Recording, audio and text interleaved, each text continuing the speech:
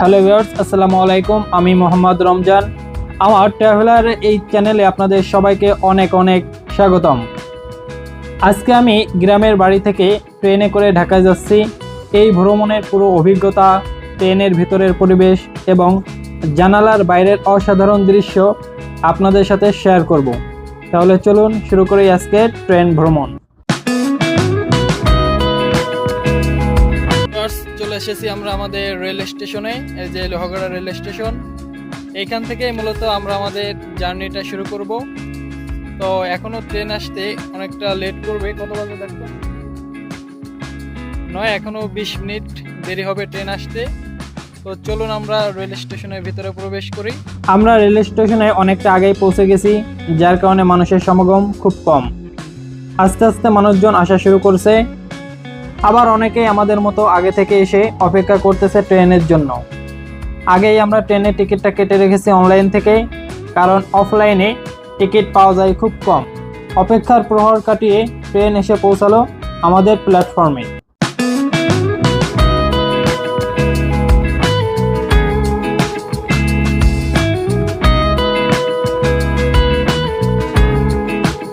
সবাই সবার মতো করে ট্রেনে ওঠার প্রস্তুতি গ্রহণ করতেছে।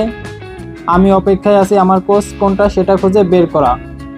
অবশেষে আমি আমার কোচ দেখতে পেলাম, বগি ঝ, এবং সবার মতো করে আমিও ট্রেনে ওঠার প্রস্তুতি গ্রহণ করতেছি লাইনে দাঁড়িয়ে।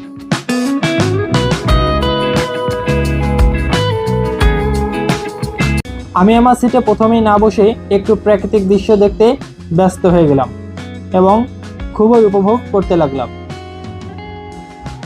আমার সিটে দেখলাম একটা লোক বসে আছে, তাকে বললাম সিটটা আমার। উনি আমাকে আমার সিটটা ছেড়ে দিল।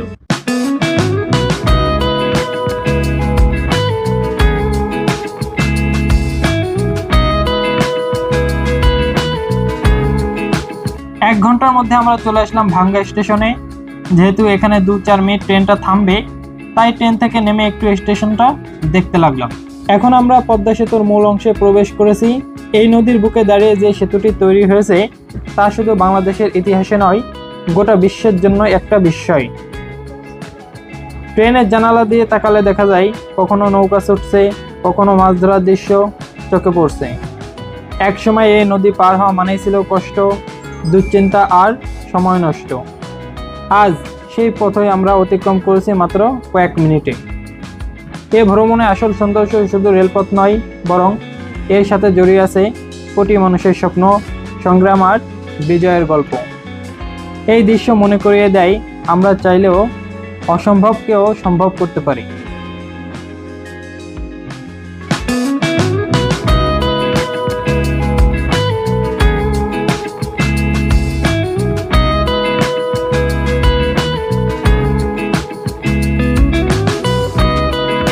পদ্মা সেতু দেখে আমার সত্যিই অসাধারণ ভালো লেগেছে, যেন স্বপ্নের মতো মনে হচ্ছে।